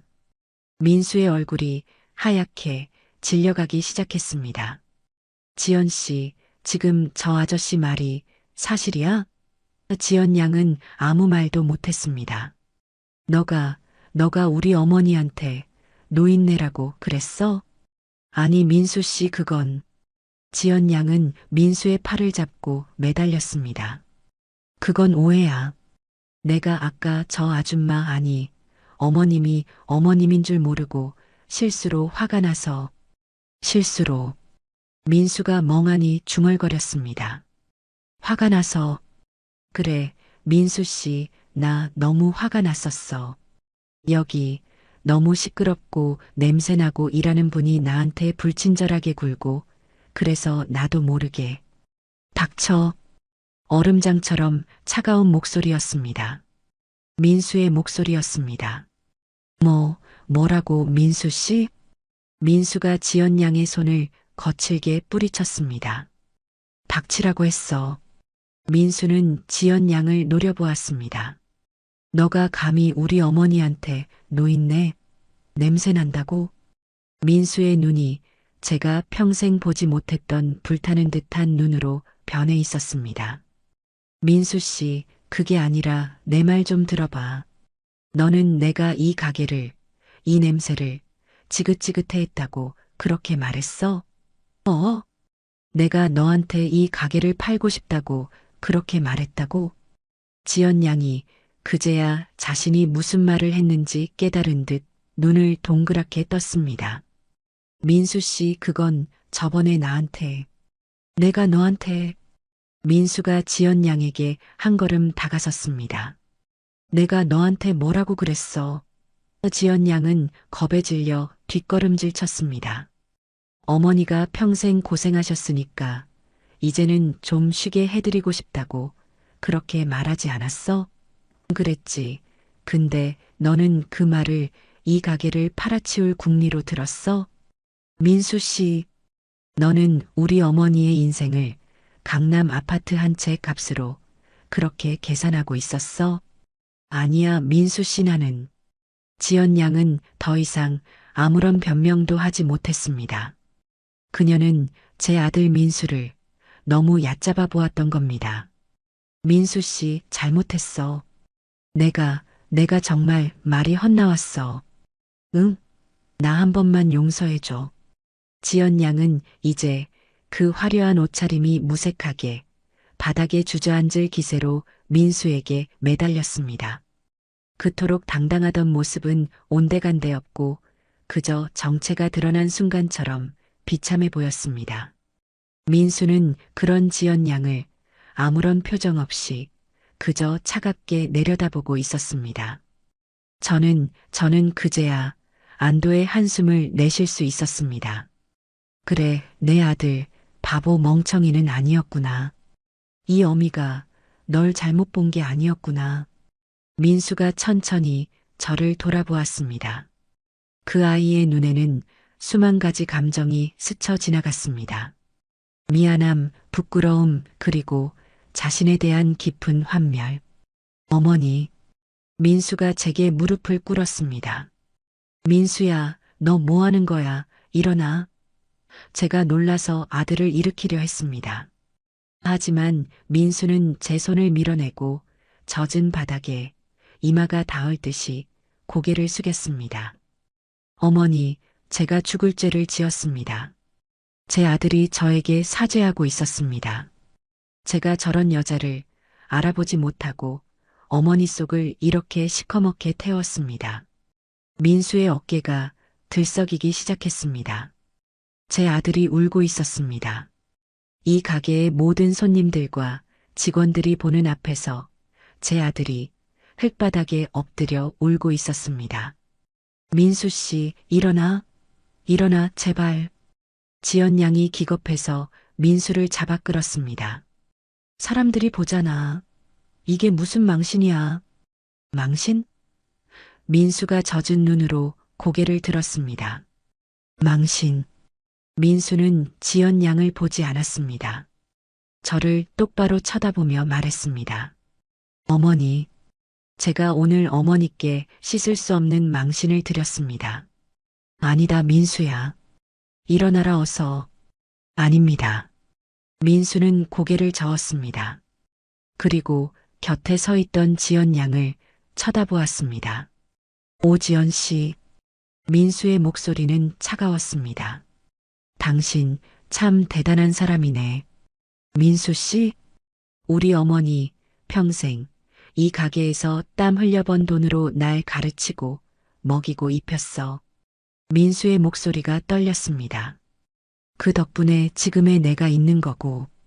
지연 양은 아무 말이 없었습니다.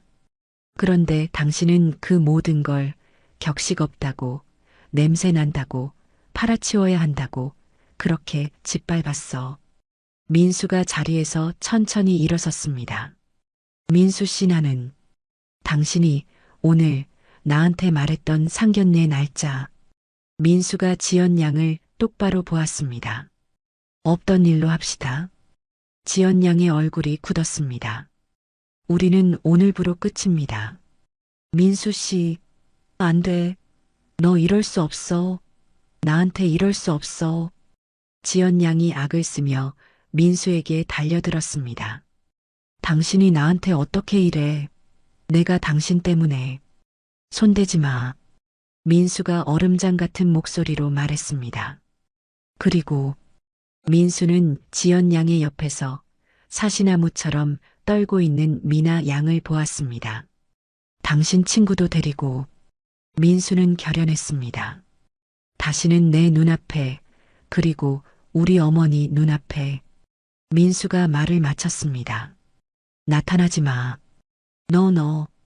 지연 양은 분에 못 이겨 온몸을 떨었습니다. 너 후회하게 될 거야.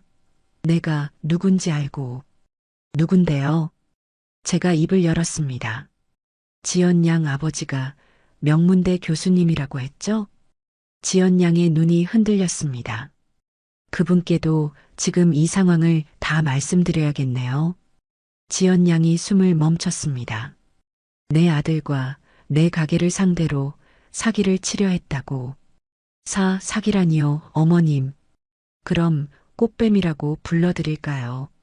지연 양의 얼굴이 마지막 남은 핏기마저 사라지고 그야말로 백지가 되었습니다. 그녀는 더 이상 아무 말도 하지 못했습니다. 그저 이 모든 상황이 믿기지 않는다는 듯 저와 민수 그리고 홀 안의 사람들을 멍하니 쳐다볼 뿐이었죠. 뭐합니까? 안 가고. 지연 양이 움찔했습니다. 내 가게에서, 내 아들 앞에서, 내 손님들 앞에서 더 비참해지고 싶지 않으면. 저는 지연 양을 똑바로 바라보았습니다. 당장 나가요. 지연 양은 한참을 그렇게 서 있었습니다. 그리고는 괴상한 비명소리를 지르며 가게 밖으로 뛰쳐나갔습니다. 지연아, 같이 가. 친구 미나 양도 허둥지둥 그 뒤를 따라 나갔죠. 딸랑. 가게 문에 달린 풍경 소리가 그날따라 유난히 크게 울렸습니다. 폭풍이 지나갔습니다. 홀 안에는 다시 정적이 찾아왔습니다. 저는 그제야 젖은 걸레를 든 제 손이 덜덜 떨리고 있다는 것을 깨달았습니다. 홀 안은 폭풍이 모든 것을 핥히고 지나간 자리 같았습니다. 정적이 흘렀습니다. 아무도 아무 말도 하지 않았습니다. 모든 손님들과 직원들이 홀 한가운데 멍하니 서 있는 저와 제 앞에 고개를 숙인 채 서 있는 아들 민수를 바라보고 있었습니다. 그제야 제 손이 보였습니다. 젖은 걸레를 쥔 제 손이 사시나무처럼 떨리고 있었습니다. 다리에 힘이 풀렸습니다. 사장님, 주방장이 놀라 저를 부축했습니다. 괜찮으세요, 사장님? 아, 괜찮아. 괜찮고 말고. 저는 주방장의 팔을 붙잡고 겨우 몸을 가누었습니다. 그리고 제 아들을 보았습니다. 민수는 그 자리에 못 박힌 듯 서서 텅 빈 가게 문만 바라보고 있었습니다. 그 뒷모습이 어찌나 처량하고 안쓰럽던지요. 민수야.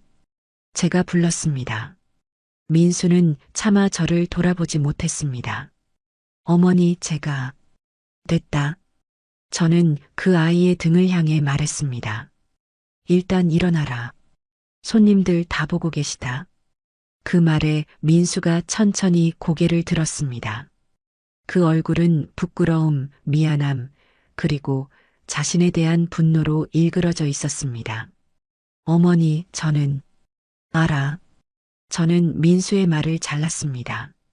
다 알아. 그때였습니다. 사장님, 10년 단골 최 씨 아저씨가 성큼성큼 걸어왔습니다. 아이고, 사장님, 오늘 정말 못 볼 꼴을 우리가 다 봤습니다. 죄송합니다, 손님. 식사하시는데 소란을 피워서요. 제가 고개를 숙였습니다. 아이고, 사장님이 뭐가 죄송합니까? 죄송한 건 저지. 최 씨 아저씨는 분이 안 풀리는지 가게 문을 노려보며 혀를 찼습니다. 사장님, 오늘 정말 잘하셨습니다. 네. 저런 앞뒤가 다른 사람인 줄도 모르고 우리 민수 장가 보냈으면 어쩔 뻔했습니까? 사장님이 오늘 아들 하나 구하신 겁니다. 그 말에 홀 안의 다른 손님들도 고개를 끄덕이기 시작했습니다. 맞아요, 사장님. 아까 그 아가씨 말하는 거 정말 가관도 아니더구먼. 무슨 가게를 팔아? 저런 복내 국밥을. 사장님, 오늘 속 시원했습니다. 우리가 다 사이다 마신 기분이에요. 여기저기서 저를 위로하고 제 편을 드는 목소리가 터져 나왔습니다. 그제야 가슴속에 응어리졌던 무언가가 툭 하고 터져나가는 것을 느꼈습니다. 눈물이 핑 돌았습니다. 그래, 나 혼자가 아니었구나. 내 인생 헛살지 않았구나. 저는 젖은 눈으로 손님들을 향해 깊이 고개를 숙였습니다. 고맙습니다, 손님들. 정말 고맙습니다. 아이고, 사장님 우십니까? 울지 마십시오. 자자, 다들 오늘은 이만 일어섭시다. 그래요, 사장님. 오늘은 장사 그만하셔야지. 손님들이 하나둘씩 자리에서 일어서기 시작했습니다. 사장님, 오늘 국밥값은 여기 놓고 갑니다. 아닙니다. 소란을 피웠는데 어찌 돈을 받습니까? 됐습니다. 받아주십시오.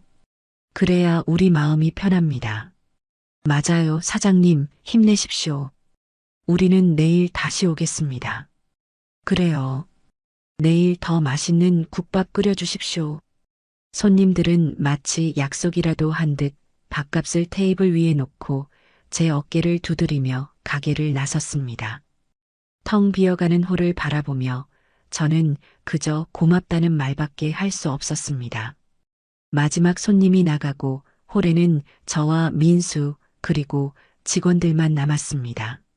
사장님, 홀 서빙을 하던 이모가 따뜻한 물수건을 가져다 주었습니다. 옷이 다 젖었어요.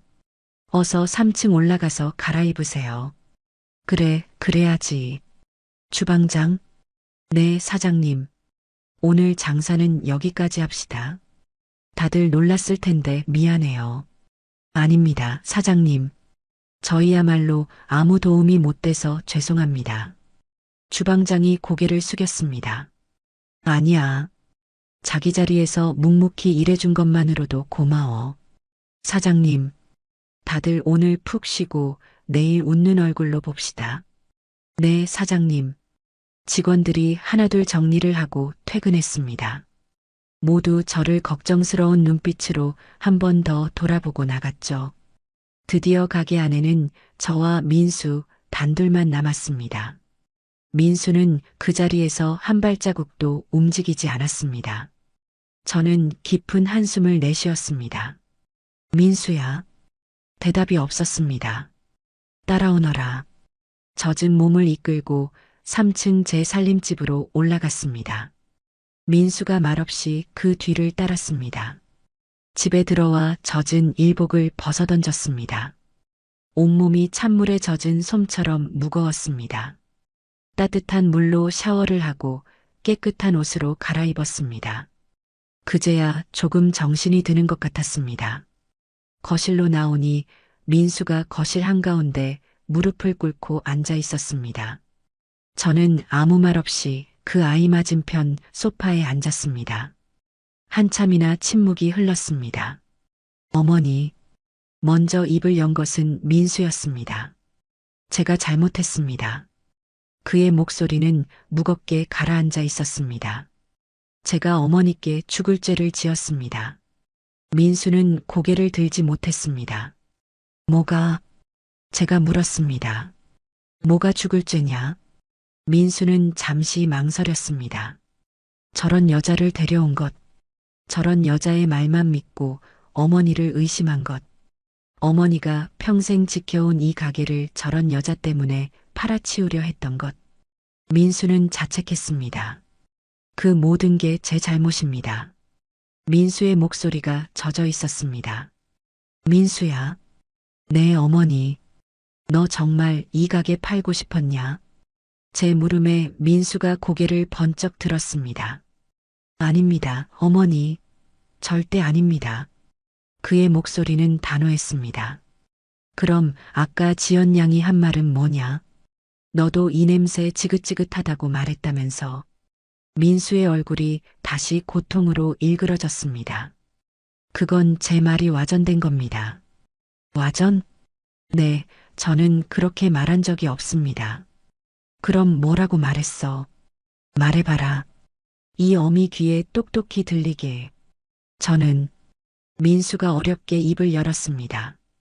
어머니가 평생 이 가게에서 고생만 하셨으니까 이제는 이 지긋지긋한 국밥 냄새 안 맡고 좀 편하게 쉬셨으면 좋겠다고 말했습니다.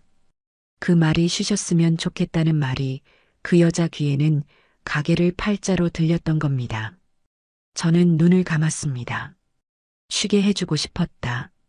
제 아들의 진심은 그것이었습니다. 민수야. 네, 어머니.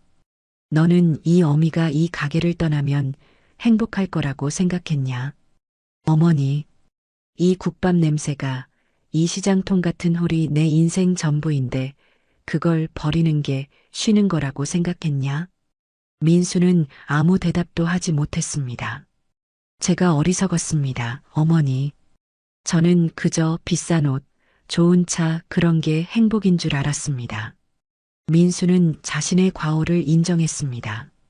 지연 씨의 화려한 배경, 그 교수 아버지라는 말에 눈이 멀어서 정작 가장 소중한 것을 잊고 살았습니다. 이제 알았으면 됐다. 어머니, 사람은 누구나 실수할 수 있어. 하지만 그 실수를 바로잡을 용기만 있다면 그걸로 된 거야. 저는 자리에서 일어났습니다. 그리고 무릎 꿇고 앉은 아들 앞에 섰습니다. 일어나라, 아들아. 어머니, 저는 자격이. 일어나. 저는 민수의 팔을 잡아 일으켰습니다. 덩치 큰 아들은 그저 어린아이처럼 울고 있었습니다. 저는 묵묵히 그 등을 두드려 주었습니다. 그래, 괜찮다, 아들아. 넘어졌으면 다시 일어나면 되는 게다. 그게 인생이다. 그날 밤 가게 문을 닫고 올라오는 길이 유난히 길게 느껴졌습니다. 그때 제 휴대전화가 울렸습니다. 김 실장이었습니다. 김 실장. 어머님은 좀 어떠신가? 사장님, 그게 아닙니다. 어머님은 고비 넘기셨습니다. 정말인가? 아이고, 다행이네. 정말 다행이야. 그런데 사장님, 김 실장의 목소리가 갑자기 다급해졌습니다. 가게 무슨 일 있으셨습니까? 아까 주방 막내가 전화를 했는데. 아, 그게. 사장님, 지금 가게 괜찮으신 겁니까? 저는 한숨을 길게 내쉬었습니다. 김 실장, 내일 가게 문 열 수 있겠나? 네. 사장님, 자네 없으니까 가게가 엉망이야. 나 혼자 안 되겠어.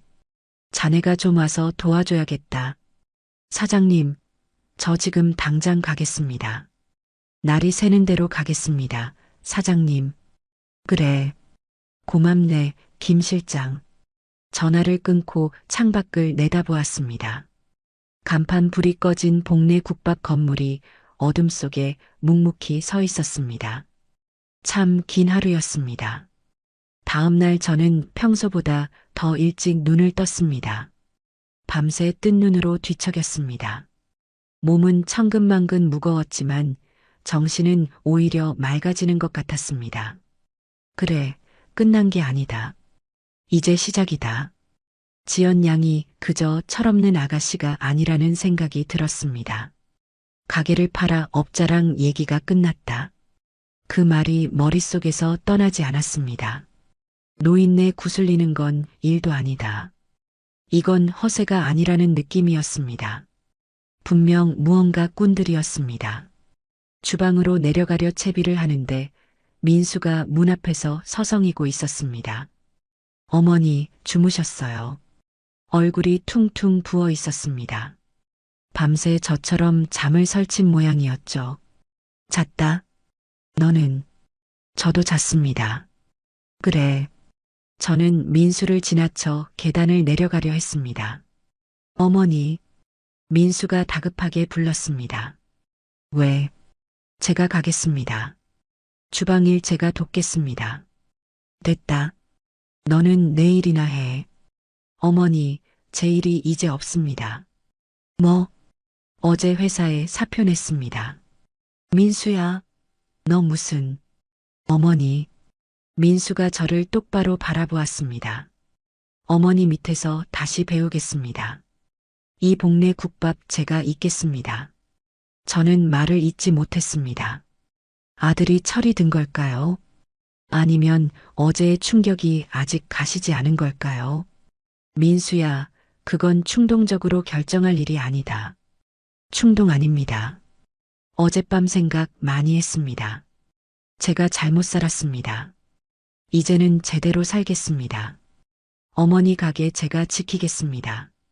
그때였습니다. 사장님, 저 왔습니다. 아래층에서 김 실장의 목소리가 들려왔습니다. 저는 민수와 눈을 마주쳤습니다. 내려가자. 김 실장은 눈이 벌겋게 충혈된 얼굴로 홀 한가운데 서 있었습니다. 어머님은 뵙고 온 건가? 네, 사장님. 동생들한테 맡기고 왔습니다. 이제 고비 넘기셔서 괜찮습니다. 그래, 고생했다. 사장님, 어제 일은 다 들었습니다. 김 실장이 주먹을 꽉 쥐었습니다. 제가 자리를 비우는 바람에 사장님께서 그런 험한 일을. 됐다. 자네 탓이 아니야. 민수 도련님도 나오셨네요. 민수는 김 실장을 제대로 쳐다보지 못했습니다. 김 실장님 죄송합니다. 저 때문에. 아닙니다, 도련님. 어서 정신 차리시고 사장님 잘 보필해 드리십시오. 네, 그렇게 하겠습니다. 그날 아침 복내 국밥은 다시 문을 열었습니다. 김 실장이 홀을 지휘하고 주방장이 솥을 지키고 저는 깍두기를 버무렸습니다. 그리고 제 아들 민수가 제 옆에서 묵묵히 물을 썰기 시작했습니다. 어제 그 소동을 겪었던 손님들이 정말 약속이라도 한 듯 가게 문을 열자마자 밀려 들어왔습니다. 사장님, 오늘은 그 헌옷 안 입으셨네요. 최 씨 아저씨였습니다. 하, 어서 오십시오. 오늘은 깨끗한 옷 입었습니다. 아이고 근데 저 총각은 민수 아니야? 손님들이 주방 입구에서 물을 썰고 있는 민수를 발견했습니다. 어머, 진짜네. 민수 맞네. 아니, 멀끔하게 회사 다니던 총각이 왜 저기서. 민수는 사람들의 시선에 얼굴이 벌개졌습니다. 안녕하세요. 저 오늘부터 어머니 일 돕기로 했습니다. 아이고, 잘 생각했네. 잘 생각했어. 그래, 진작 그랬어야지. 사장님, 이제 든든하시겠네. 격려가 쏟아졌습니다. 민수는 어색하게 웃으며 다시 물을 썰었습니다. 칼질이 서툴러 무 조각이 이리 튀고 저리 튀었습니다. 그 모습이 우습고도 대견했습니다. 민수야, 손 벤다. 똑바로 썰어라. 괜히 핀잔을 주었습니다. 점심 장사가 정신없이 지나가고 오후에 한숨 돌리려는데 민수가 봉투 하나를 내밀었습니다. 어머니, 이게 뭐냐? 어제 그 여자, 오지연 관련 자료입니다. 자료? 네. 제가 어젯밤 잠이 안 와서 좀 알아봤습니다. 저는 봉투를 열어보았습니다.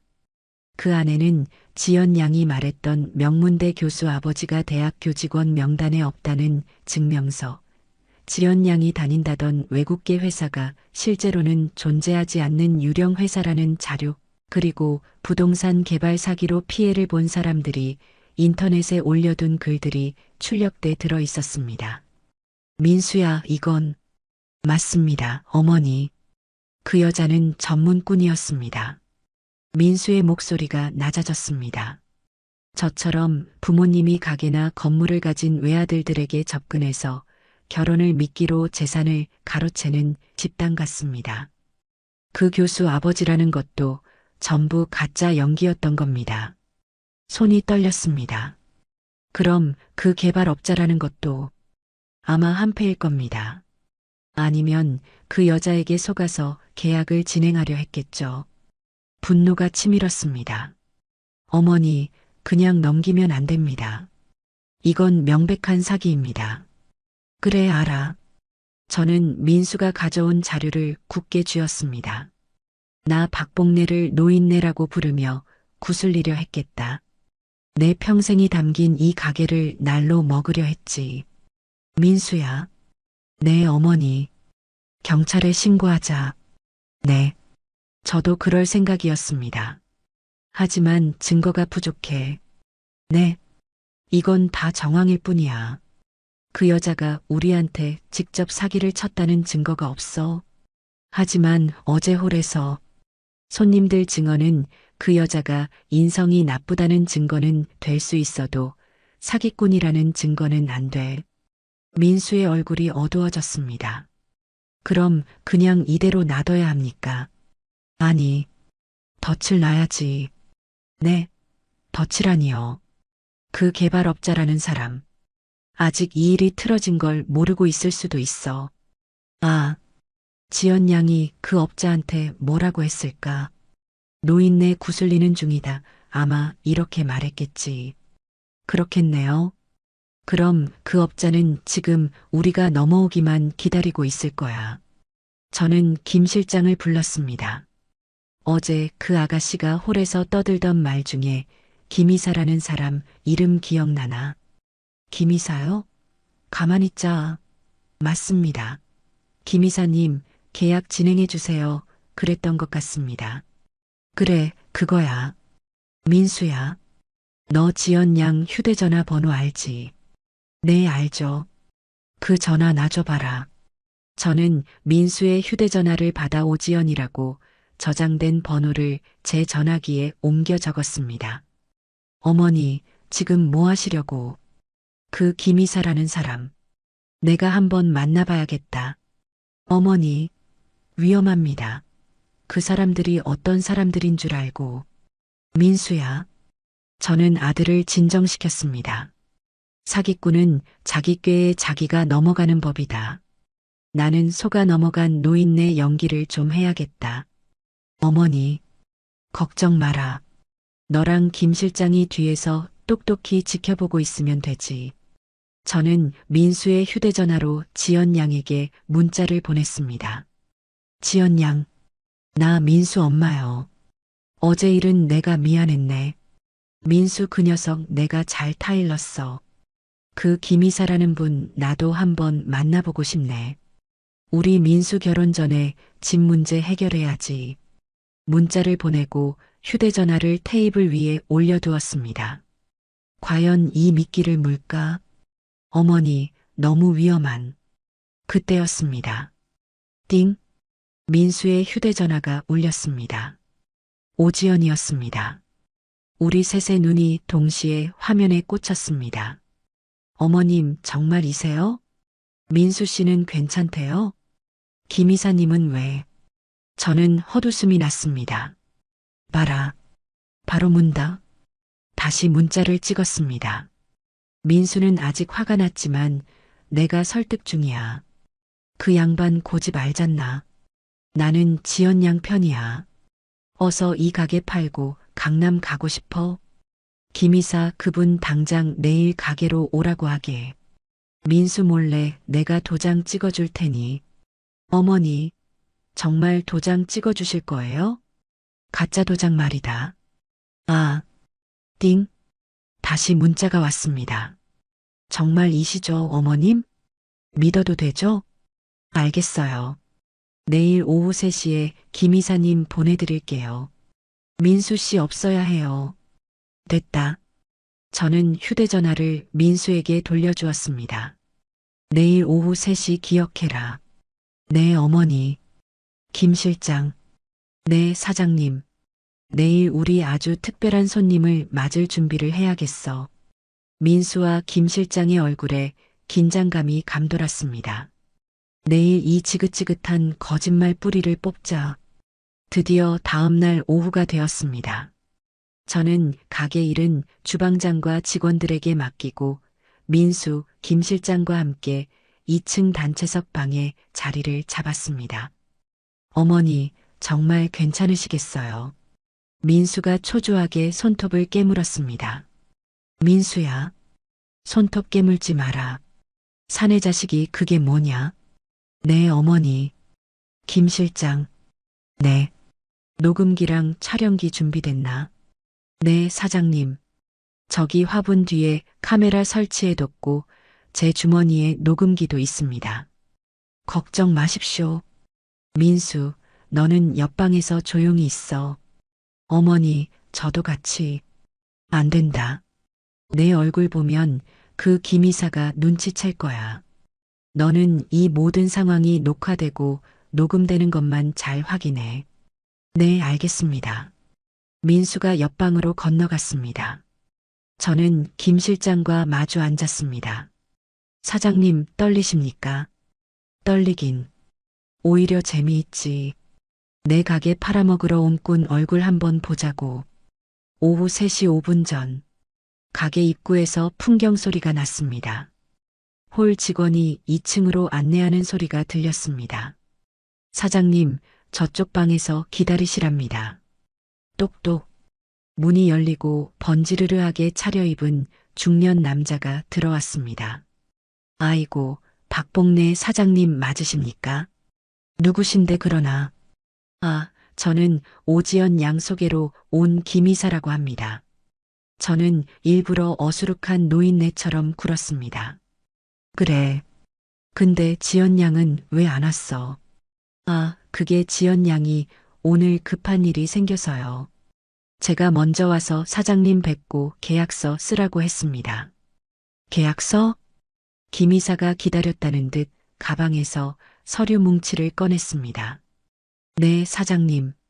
여기 복내 국밥 건물 부동산 매매 계약서입니다. 어머, 벌써 이런 걸 다. 지연 양이 말씀 안 드렸습니까? 사장님, 이 건물 저희가 아주 좋은 값에 사드리기로 했습니다. 좋은가?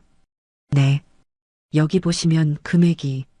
김 이사가 계약서의 금액란을 손가락으로 짚었습니다. 저는 돋보기를 쓰는 신용을 하며 계약서를 들여다보았습니다. 아이고, 일 10백이게 다 얼마야. 하, 사장님.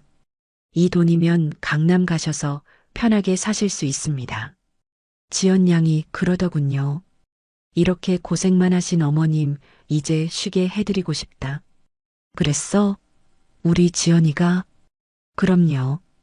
이런 며느님 두셔서 사장님은 정말 복 받으신 겁니다. 자, 그럼 여기 도장만 찍으시면. 김 이사가 인주까지 꺼내 제 앞에 내밀었습니다. 잠깐. 네, 사장님. 김 이사라고 했나? 네, 그렇습니다. 당신 오지연하고 무슨 사이야? 네. 아, 그저 사업 파트너입니다. 사업 파트너?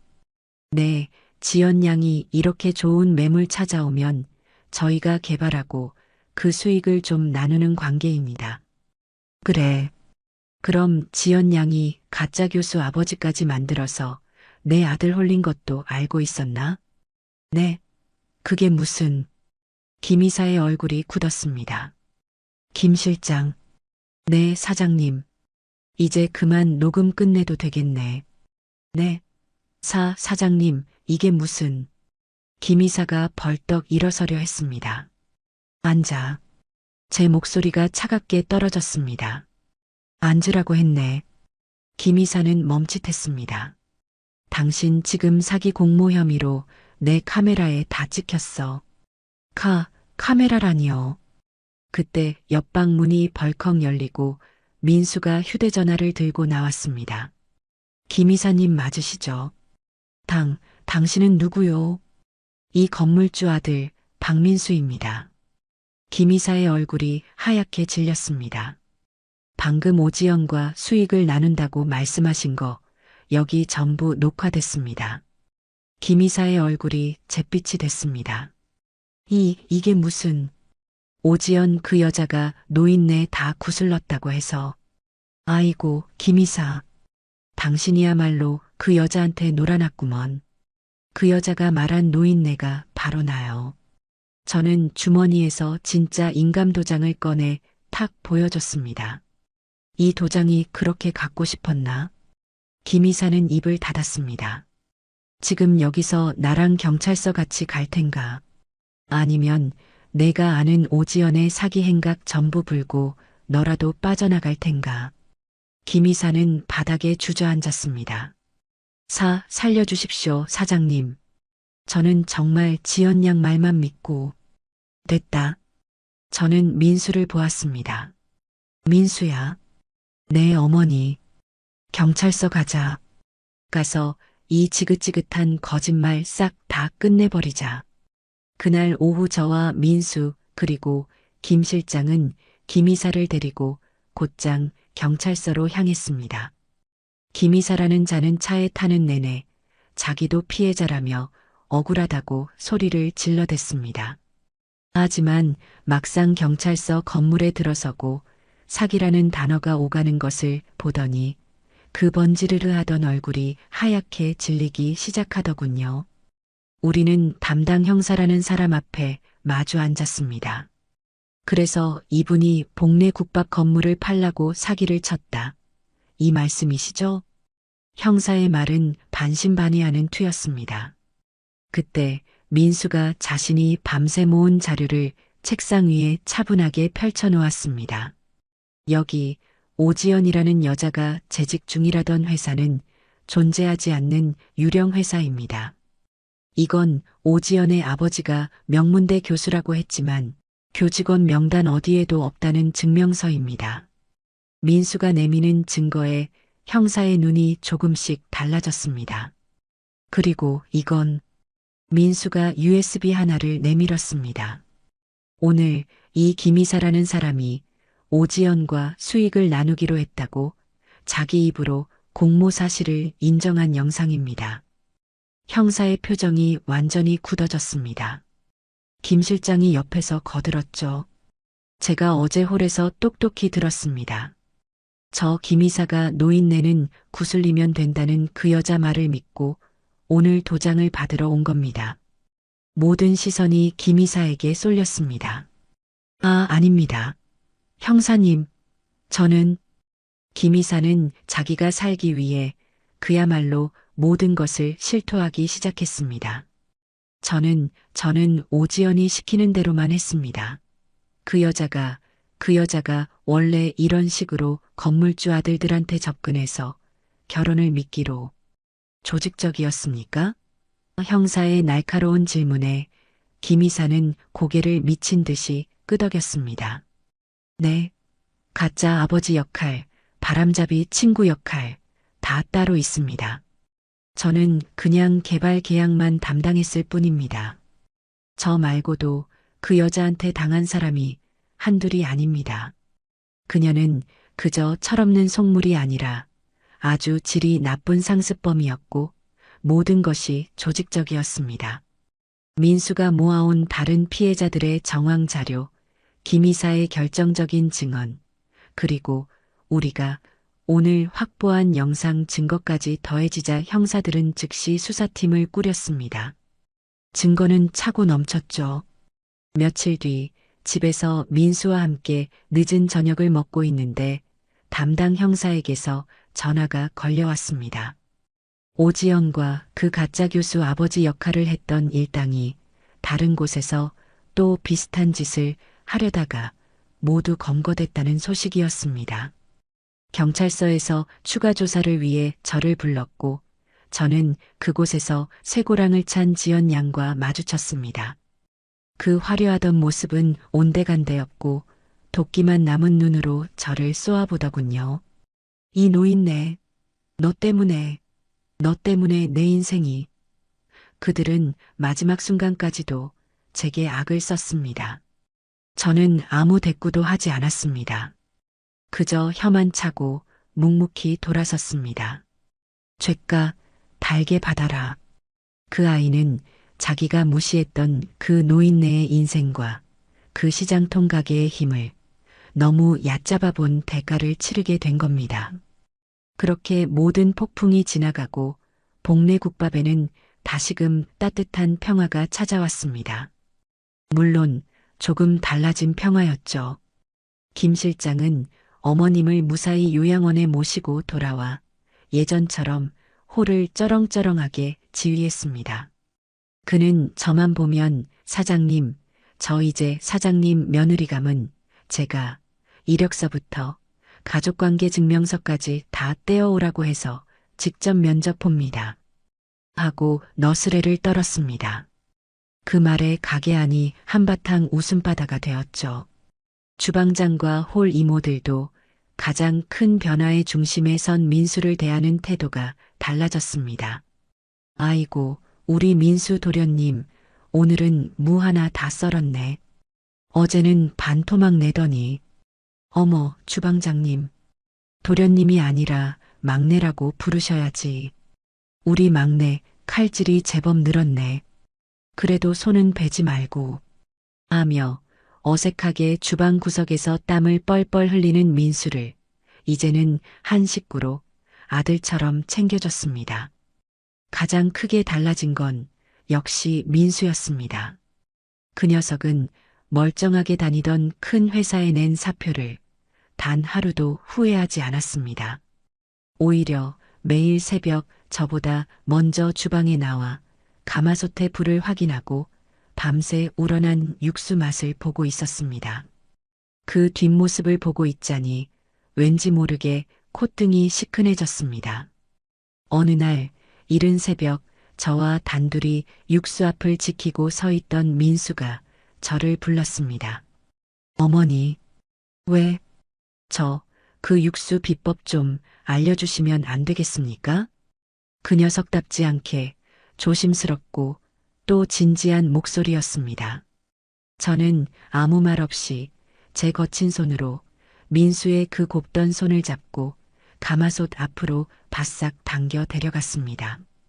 민수야. 네, 어머니. 비법은 없어. 네. 민수가 당황한 눈으로 저를 쳐다봤습니다.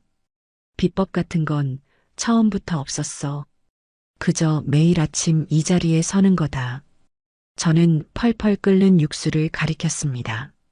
내 가족이 먹는다는 마음으로, 내 새끼 입에 들어간다는 마음으로 정성을 다하는 거. 그 수천 번에 수만 번의 정성이 모여서 이 복내 국밥 한 그릇이 되는 거다.